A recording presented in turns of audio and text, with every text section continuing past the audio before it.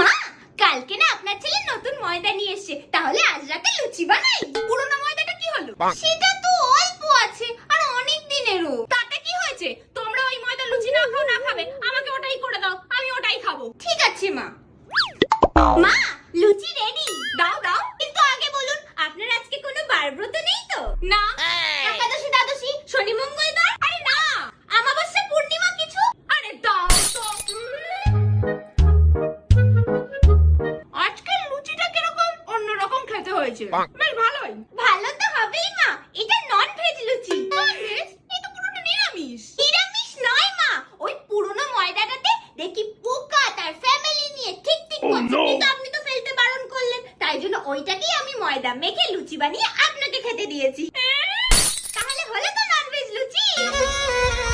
सारी उम्र मैं जो कर जा बने आ रहा